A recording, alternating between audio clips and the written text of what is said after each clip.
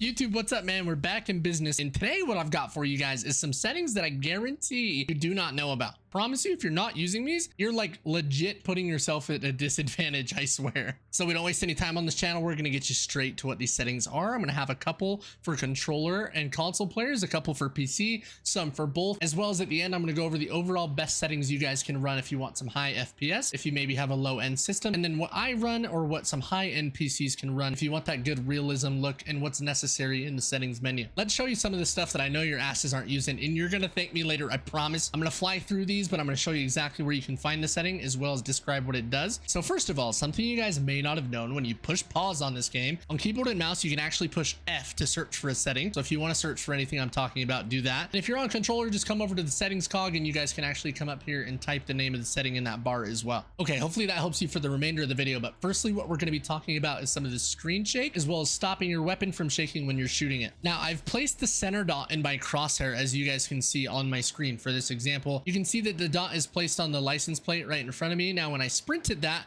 I want you guys to pay attention how much the screen just kind of moves around. It's just all over the place wobbling. Now as well, when I ADS, it's going to bounce just normal. That's what it's going to look like for everybody on default settings, right? So the first setting I want to talk about is coming into your graphics right here. We're going to go over to view and then down to our camera in our first person camera movement. This applies for third person as well, but for first person, it's going to default be its screen shake %100. We want to drop this all the way down to 50% at least. Now what that's going to do is adjust the intensity of the camera shake movement when playing in first person, and simultaneously, if we pair that with coming up to our field of view and under ADS field of view, changing this to affected, that's going to make it so when we aim down our sights, the zoom value it's going to be at is closer to the field of view setting. It's only going to apply to anything under that low magnification of 3.25. So this is going to be your iron sight, your small red dots, things like that. Pretty much anything you guys are going to be using, you want to change that to affected, because firstly, let's address what our screen looks like while we're moving. It's just going to be a lot easier. Pay attention to the white dot again. Everything's going to kind of stay in the center. You see how much tighter that is when we run? So while you guys are running around corners trying to see what's going on, your screen's going to move a lot less, giving your eyes a way better chance at trying to identify a person rather than your screen just moving all over the place. Since I know most people have this now, on your field of view, anything I found above 107 or 108, if you're playing on controller, you're going to start losing a little bit of aim assist. I don't find any real benefits going all the way up to 120 like I can. I like staying just below that 107, 108 because I play on a little bit higher of a sensitivity and I don't want to be losing any of my aim assist. So if we change this to affected and we stay around that 106, 107, and then we make sure our first person camera movement is on 50%, everything we're going to be doing is going to look like those streamers or TikTokers or whoever you've been watching.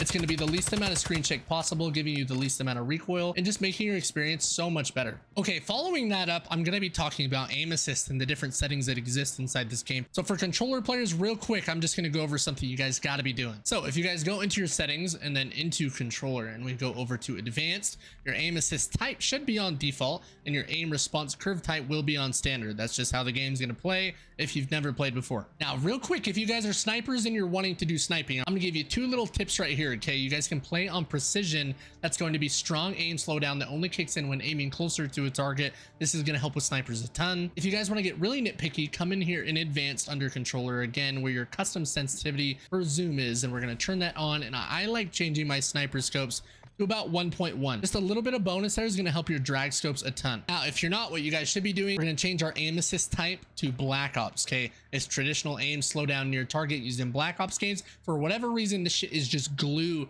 on the sticks when you're playing with it on controller in this game. And then if you come over to aim response curve type, change that to dynamic. Long story short, that's what a lot of people were using in Warzone, and it's just a better response curve type. Just change that to dynamic as well as Black Ops, and your ADS is going to feel crazy. Something I play with is white dot that's on my screen in the center. It really helps my crosshair placement when you guys are sprinting, when you're moving around, and it's really difficult to see where you're kind of aiming. And then all the way at the bottom of interface, or again, if you guys are just searching up, it's called center dot. We're just going to turn that on. You can change the scale to be large or biggest or anything like that. I just find that the white dot is so much nicer to play with. I don't know why on controller. It makes all the difference for me. Plus, you pair that with the settings I just talked about as far as camera shake goes and recoil control with your FOV and stuff. It truly just feels like you're cheating. Like, I'm going to be completely honest. Now, something I want to say for my PC players, you guys got to be doing this. It's going to change the way you play. Come into your keyboard and mouse and then bumper over to gameplay here. Okay, now we're going to scroll down just a little bit to our movement advanced settings, and what we're going to have just at the top is our walk speed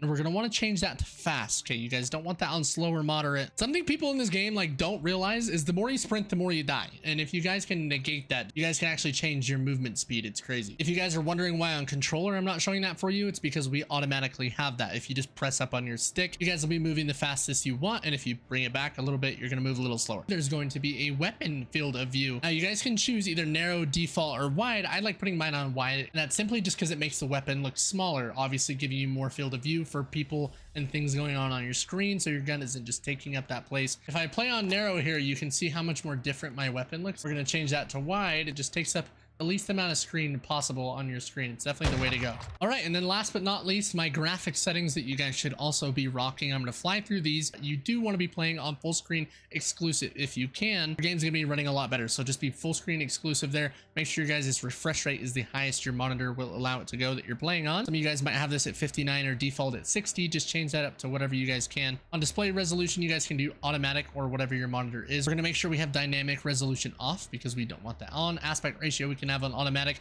VSync, we want that off. We don't want anything to do with VSync. The custom frame limit, if you guys want to come in here and edit this, just make sure your gameplay is turned all the way up, and then the menus don't necessarily matter as much. You guys can change those to whatever, but we don't want to be capped out on our FPS there, so we're going to turn that all the way up. Display gamma, just leave it to 2.2. In brightness, it's completely up to you. Focus mode, we want off as well, and then high dynamic range, just leave on automatic. You guys can turn that on if you have a better PC, but just leave that on automatic. Now, quality presets. Okay, what you guys are going to want to do is change that to custom. Obviously, playing on 100 render resolution, we don't want to have any worse graphics than our resolution allows. And then on upscaling and sharpening, we want to be playing on fidelity FXCAS. What this is going to do is allow you guys to essentially come in here and choose the severity of your gameplay's blurriness and sharpness, etc. I like playing with this at about 60 to 70, anywhere that makes you guys feel comfortable. It just helps me a lot easier identify edges of materials, including players. So when a player is on the map, their helmet, their armor, things like that all just seem to stand out a little bit more. Everything's a little bit more rigid for me. After that, on anti-aliasing, just play on the initial option there. Some of these are going to be dependent on your PC. If you're playing for FPS,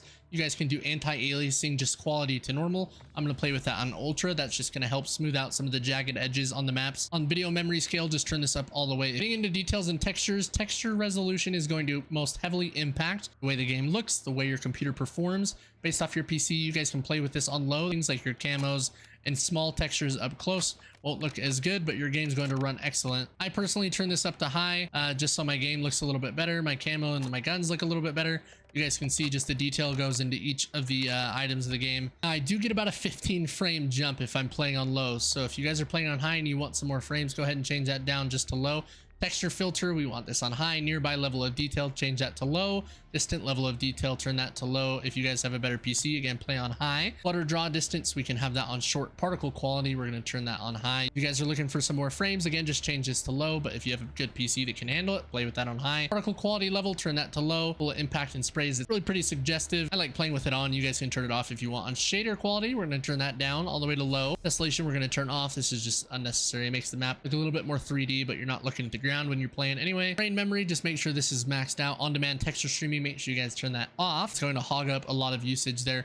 Now as we drop down to volumetric, we're going to turn this to low. It's super unnecessary, honestly. This makes the shadows a lot more vivid. On deferred physics quality as well as water caustics, these two essentially affect each other. You guys can turn those off there. When you guys turn this volumetric down to low, you can actually kind of see through smoke grenades. A little bit useful, kind of a cheat there. Shadow map resolution, anything to do with shadows, we just want to turn these puppies down. It makes finding players easier as well as getting you better frames. Screen pace shadows, turn those off. Spot shadow quality, turn that to low. Spot cache to low. Particle lighting to low. And then ambient occlusion, we're going to turn that off. Screen space reflections, we're going to have those off, as well as static reflection quality down to low, and weather grid volumes off. Now, NVIDIA reflex low latency can be kind of confusing. If you guys have a good computer, a good graphics card, as well as a CPU, you can turn this on. If you don't have good of either, turn it off. If you have a good graphics card, but maybe not the best processor, turn on and boost. Choose that option. Those are kind of subjective towards your setup there. Depth of field, we're going to have that turned off. World motion blur as well as weapon motion blur, we want those both off. You guys can do weapon motion blur if you want. I guess it's a little more cinematic, but definitely turn off world motion blur.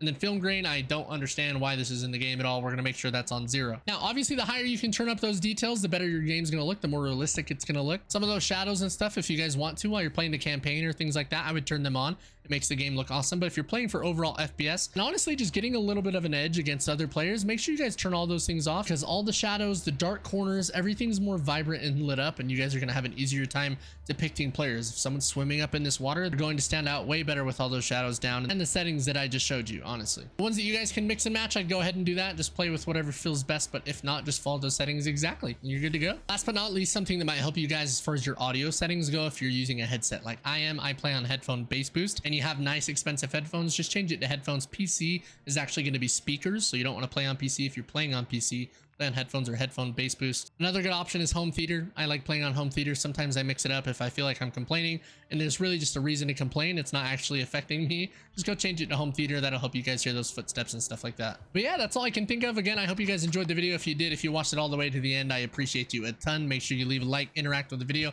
comment, sub, all that good stuff. It helps the video get to people who haven't seen our channel yet. I hope you guys have a kick-ass day if you're just starting to sleep well, if you're just ending it, man. We'll see you in the next one. Peace out, boys.